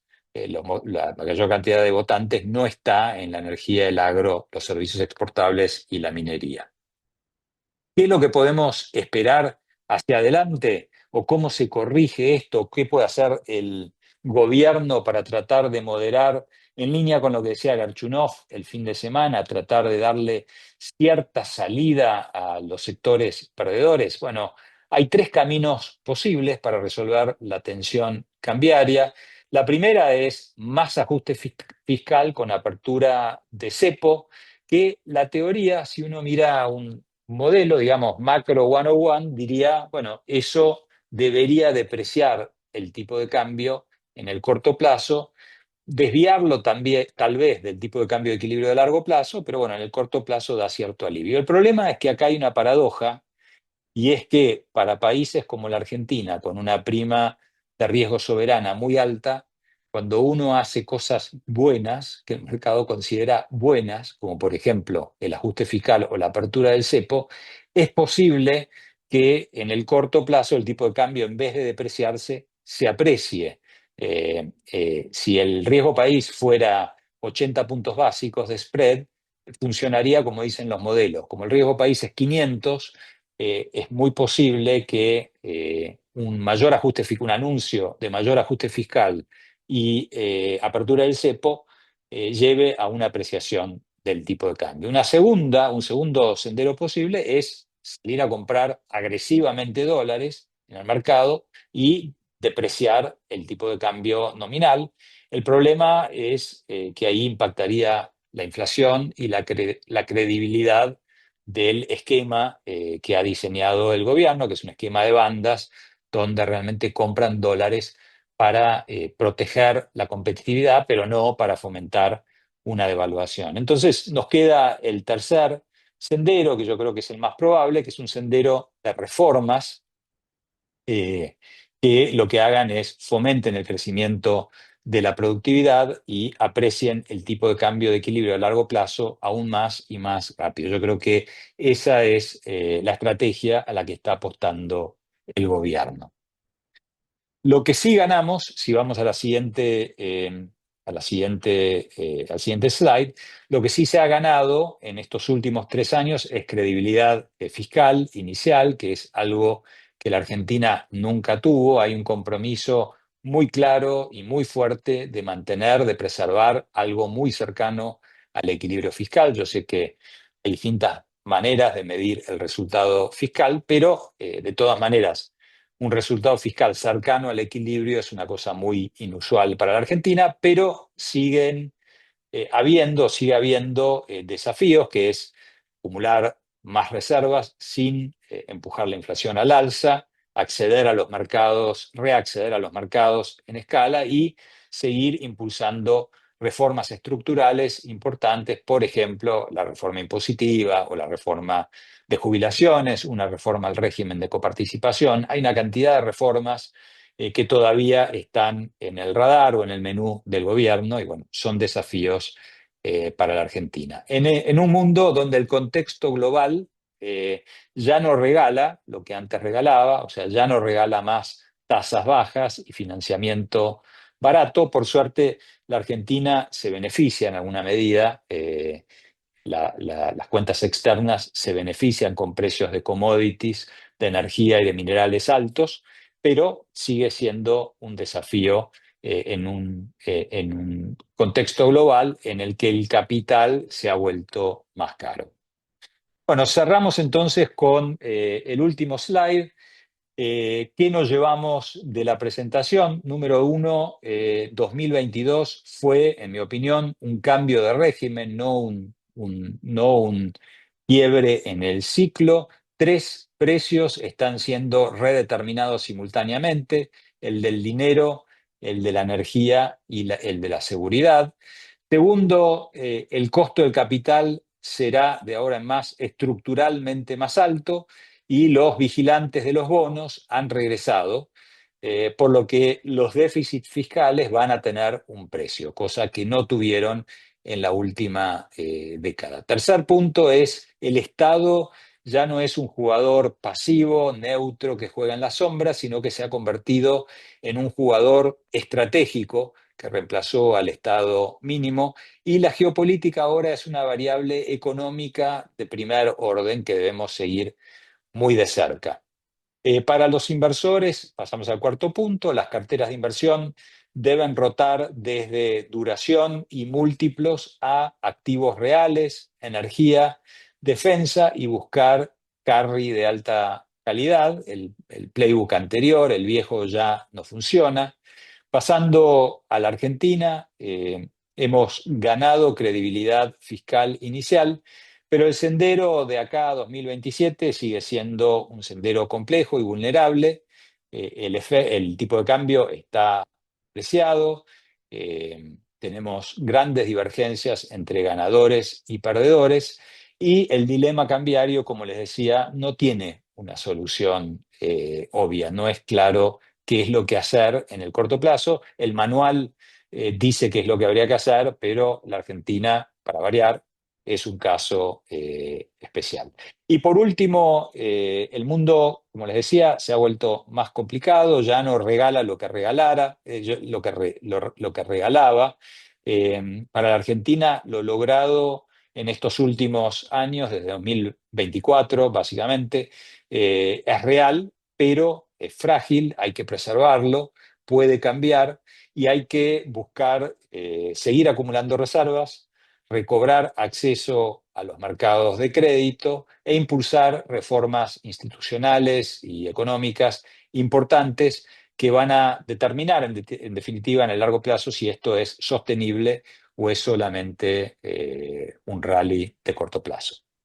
Bueno, eso es todo lo que tengo por hoy. Daniel, muchas gracias. Te devuelvo la palabra. No, gracias a vos, Alberto. Bueno, mientras veo, quería aprovechar para que nos hicieras, si tenés ganas, alguna reflexión sobre el resto de la región que vos cubrís todos los días en tus análisis diarios. Pero bueno, como estás viendo, porque hay como diferencias políticas muy importantes y diferencias también ante estos shocks que, si bien la región no paga mucho el aumento del costo de la seguridad, porque en alguna medida freerideamos al resto del mundo, pero el cambio en el costo del capital que se te mete en toda la región, porque te afecta la tasa libre de riesgo y el mayor precio de la energía que vos mencionaste ahí, tienen implicancias diferentes para la región. Así que no sé si querés hacer alguna reflexión al respecto. Dale. Yo creo que, bueno, la región, vamos a verlo desde el punto de vista económico, desde el punto de vista económico barra geopolítico, y desde el punto de vista político. Desde el punto de vista económico geopolítico, yo creo que para la región se abre una oportunidad enorme, como no vemos desde hace 25 años. ¿Por qué? Porque dos de los grandes socios económicos, si querés, de Occidente, han caído en desgracia, de alguna manera, y voy a explicar por qué. Rusia fue el gran proveedor de energía y minerales de Occidente hasta 2022, y esa situación ha cambiado. Pasó de ser un proveedor confiable de energía, de petróleo, gas y minerales, a ser un actor muy conflictivo para Europa y diría para al menos el establishment político de Estados Unidos. No sé si para Trump en particular, que tiene preferencias medio raras, pero si uno mira a los republicanos, al establishment republicano o al establishment político en Washington, Rusia se ha convertido en una mala palabra. O sea, obviamente la situación se ha ido deteriorando en el tiempo, a partir, diría yo, de 2008, 2014, después con la invasión de Crimea y ahora 2022. Bueno, Latinoamérica tiene una gran oportunidad de desarrollar sus recursos naturales, minerales, energéticos y minerales y convertirse en un gran exportador de esos recursos, donde la demanda va a ser muy alta, a Europa y a Estados Unidos. China, al mismo tiempo, que se había convertido para Estados Unidos y para Europa en el gran proveedor de mano de obra barata, también enfrenta una situación complicada porque se ha convertido en un competidor estratégico de Estados Unidos. En este mundo que yo decía de la inteligencia artificial, China no es un jugador pasivo, es un jugador activo. Hay todo tipo de restricciones a exportación de semiconductores, etcétera, etcétera. Y ahí Latinoamérica también puede ofrecer una plataforma de mano de obra relativamente barata para manufactura, para inversión directa y para manufactura norteamericana. Al mismo tiempo estamos viendo en Estados Unidos lo que no vemos desde, diría yo, el año 2000, cuando fue el fiasco en Mar del Plata, donde se cae el intento del ALCA, el Área de Libre Comercio para las Américas. Estamos viendo en Estados Unidos mucho más interés, creo yo, en Latinoamérica. Entonces, creo que desde el punto de vista económico y geopolítico hay una gran oportunidad para Argentina y para el resto de la región.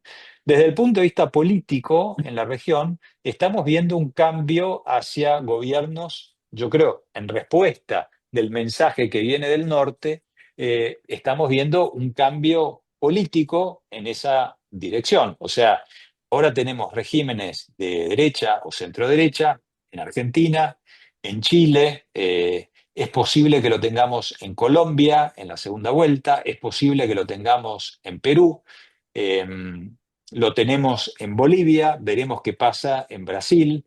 Claramente Venezuela, que era un dolor de cabeza, ya no lo es, está, si bien el chavismo sigue en el poder, están totalmente alineados y veremos qué pasa con Cuba, ¿no? O sea, Cuba puede ser el próximo Venezuela en el sentido político. Entonces, yo veo una oportunidad enorme para la región, tanto desde el punto de vista económico y geopolítico, como desde el punto de vista político, para una mejora en la calidad de las políticas y un alineamiento más cercano con Estados Unidos.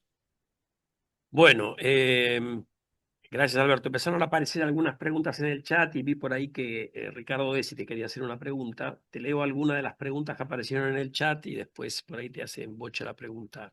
Dale. Pero bueno, Enrique Shevac te pregunta acá si la percepción de continuidad de cambio de régimen en la Argentina depende, entre otras cosas, del éxito económico de corto plazo preelecciones. Si ves en la estrategia que mencionaste que sigue el gobierno, resultados que consoliden siempre desde la economía la percepción de continuidad del cambio de régimen. Hola Enrique, ¿qué tal? ¿Cómo estás? Tanto tiempo. Eh, Mira, creo que todavía hay muchísima incertidumbre. O sea, hay mucha incertidumbre. Depende, como siempre, depende con quién hablas. Hablas con alguna gente. A ver, miremos un poco el cambio Antes de eso, quiero destacar lo que creo que es un cambio en la política monetaria, si se quiere, del gobierno, del Banco Central, que fue la decisión de estabilizar la tasa de interés en un nivel bastante más bajo que el que vimos el año pasado. O sea, el año pasado obviamente hubo elecciones, las elecciones fueron un desafío, en agosto, septiembre la cosa pintaba realmente mal, vimos tasas de interés muy altas y muy volátiles, en parte por riesgo político, en parte creo que fue política también del Banco Central, que en su momento, sea decisión del Banco Central, sea decisión de Casa Rosada, dijeron la tasa de interés es un precio que se establece en el mercado, vamos a dejar que se establezca donde se tenga que establecer. Y bueno, vimos tasas de interés muy altas y muy volátiles que generaron todo tipo de problemas para la inversión, para el cumplimiento del endeudamiento, o sea, para el performance del endeudamiento, etc. Yo creo que este año hubo un cambio en esa estrategia con una tasa de interés mucho más estable y más baja, y eso debería contribuir al crecimiento de algunos de los sectores que son perdedores en este modelo. Y ahí voy al punto que estaba haciendo, que es, depende con quién hables, todavía creo que hay mucha incertidumbre, hay problemas también, Daniel, vos lo sabes mejor, porque ustedes tienen indicadores de alta frecuencia, cómo se ajusta el número de días, hay una cantidad de feriados y cosas que complican la lectura en los últimos 2 o 3 meses, tanto para este año, mes contra mes, como contra el año pasado por cambios de días. Pero daría la impresión de que hay una leve recuperación, volátil, pero que hay una leve recuperación en los sectores que han sido impactados de manera negativa. Yendo a la pregunta de Enrique, creo que sí. O sea, si la economía llega tecleando, la economía, cuando hablo de la economía, digo los sectores perdedores, llegan tecleando el año que viene, que son los sectores concentrados en los conurbanos, que representan a las clases medias, que influyen en los medios y en las redes sociales y que de alguna manera fijan el humor social, y bueno, 2027 va a ser parecido a 2025, creo. Si llegamos con una economía creciendo donde la brecha esa se achicó y se percibe una mejora en el consumo y una mejora en el empleo, yo creo que le va a costar mucho a la oposición armar una alternativa razonable. Si llegamos con inflación de un dígito y la economía creciendo, va a ser difícil. Van a tener que volcarse, van a tener que armar algo que va a ser un mileísmo sin Milei, o sea, algo muy parecido a Milei, si se quiere, de buenos modales, pero no veo una alternativa clara política. Entonces, en ese contexto, creo que podemos seguir viendo una caída en los spreads. Ahí hay un par de preguntas. ¿Cuál sería, si Trump pierde las elecciones de medio término, cómo pensás vos que seguiría el apoyo de Estados Unidos a a la Argentina y a la región? Pero en particular, si ves algún riesgo para el swap, el famoso swap de Besen, como lo conocemos Bien. acá, si eso va a estar disponible o no va a estar disponible el año que viene, ¿cómo ves ese tema? Bueno, a ver, ¿cuál es la tradición? La tradición, ¿no? El track record es que el presidente en el poder o el partido en el poder pierde las elecciones de medio término. Creo que en los últimos 40 años hubo 2 veces que no se perdieron elecciones de medio término. En general se pierde la Cámara Baja, ¿no? El Senado no necesariamente. Eh, Creo que el escenario más probable sigue siendo hoy, no con 90% de probabilidad, pero sigue siendo el escenario más probable que el House, vamos a ver un cambio en el House va a ser demócrata y el Senado va a seguir siendo republicano. En ese escenario, yo no descontaría que haya un impeachment otra vez, sería el tercero para Trump, o sea, un juicio político, pero recordemos cómo funciona el sistema americano, la Cámara que acusa es la Cámara Baja, ahí hace falta una mayoría simple, que si los demócratas la tienen la van a usar, pero para condenar al presidente y removerlo del poder, hace falta una mayoría de 2 tercios en el Senado, que obviamente los demócratas no van a tener. Entonces, vamos a tener volatilidad política. Lo otro que probablemente vamos a tener o no vamos a tener, salvo que haya una crisis económica, es más estímulo fiscal. Los republicanos han dado bastante estímulo fiscal con lo que se llamó el One Big Beautiful Bill, que es la ley que se pasó el año pasado con recortes de impuestos. Entonces, eso va a acotar eh, la desconducta fiscal, digamos, el desorden fiscal. Y como siempre sucede en la segunda mitad de un término presidencial, cuando es el último, en particular cuando es el último término presidencial y se ha perdido el House, el foco va a estar en política exterior, que es lo que puede controlar el presidente sin el Congreso. Lo demás, para casi todo lo demás, necesita el Congreso. Si se va a preservar o no el swap, es muy difícil de predecir. Yo tengo la opinión, no sé si ustedes la comparten, pero yo tengo la opinión que más que un swap Trump, ese fue un swap Bessent. Bessent ha participado muchísimo en la Argentina como inversor, Ha tenido argentinos trabajando para él en sus fondos, ha viajado muchísimas veces a la Argentina y creo que tenía un interés particular por la Argentina y desarrolló una amistad. Por ejemplo, varios de los funcionarios del equipo económico lo conocían de antes a Bessent, no hacía Trump. Creo que si Bessent no hubiera sido el secretario de Tesoro, no hubiera habido un swap. Entonces, yo creo que ahí lo fundamental es si Bessent se queda como secretario del Tesoro. Si Bessent se queda como secretario del Tesoro, no imagino que eliminen el swap. Creo que va a permanecer hasta las elecciones, hasta las próximas elecciones. Veremos si es necesario usarlo o no. Espero que no. Pero yo creo que si Bessent se queda, el swap queda. Bueno, dada la hora, hay dos preguntas más que te las hago juntas, son dos temas Dale. distintos.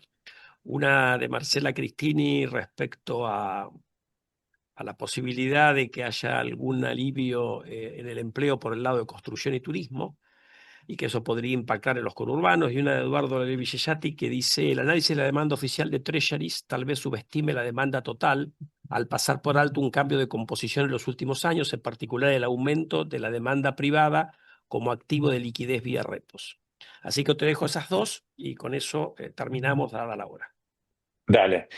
Sí, es posible que haya una recuperación de la construcción. La construcción típicamente, y el turismo no sé por precios. Claramente el turismo se benefició mucho en 21, 22, 23, cuando la Argentina era muy barata en dólares. Hoy, la verdad, yo no he viajado en la Argentina. Mi impresión es que Buenos Aires no está barata. Es posible que el resto del país siga estando barato. Eso lo saben más ustedes que yo. Es posible que eso dé alivio. La construcción típicamente es un sector que tira mucho al principio de una o a la salida de una crisis. Por ejemplo, si vemos la crisis del 2001-2002, la construcción, la inversión, o sea, la gente que sacaba su plata de los bancos y la metía en ladrillo, fue un motor muy importante de la recuperación económica, con precios del metro cuadrado construido en Pozo, etcétera, bajísimos. Esto hoy no se dio. Como consecuencia de eso, la construcción viene retrasada, tanto la pública como la privada, y es posible que empiece a tirar un poco la privada, o sea, la pública con algunas de las licitaciones que se están haciendo y la privada por ahí pegada a eso o cumpliendo o tratando de cerrar el gap que se abrió en los últimos 3 años. Justamente ayer hablaba con Ricardo López Murphy sobre ese tema, estábamos charlando sobre la diferencia entre el precio del usado en Buenos Aires y del nuevo, y ese gap también impacta sobre la construcción, ¿no? Porque hay un gap bastante significativo entre el usado y el nuevo. El usado es percibido como bastante barato todavía, no así el nuevo. Y bueno, eso opera como la Q de Tobin. En cuanto a la pregunta de Eduardo, es cierto que existe una necesidad de liquidez del sector privado, pero también ahí hay que tener cuidado, ¿no? Porque si uno mira los planes de Walsh, lo que quiere es, como parte de su plan de reforma de la Reserva Federal, es reducir esa demanda de liquidez. Es que los bancos y el sector privado necesiten menos liquidez, no más liquidez. Entonces, ¿quién va a terminar comprando todos esos treasuries que se emiten? Y no solamente en Estados Unidos, sino en Japón y en Europa. Sigue siendo una pregunta. Y bueno, lo estamos viendo, ¿no? Con term premia más altos y con tasas nominales en general más altas. Parte reflejan la inflación, pero parte reflejan el term premium. Bueno, excelente, Alberto. Te agradecemos nuevamente el tiempo que has tenido con todos nosotros. Una excelente presentación. Les agradezco a todos que se hayan conectado. Recuerden que la próxima sesión es virtual en agosto y lo vamos a tener al presidente del Banco Central, Bausili, por este mismo medio. Después, bueno, los esperamos en la presencial en noviembre. Así que, bueno, gracias a Carlos y Alberto y gracias a todos por conectarse. Buenos días. Muchas gracias por la invitación, Daniel.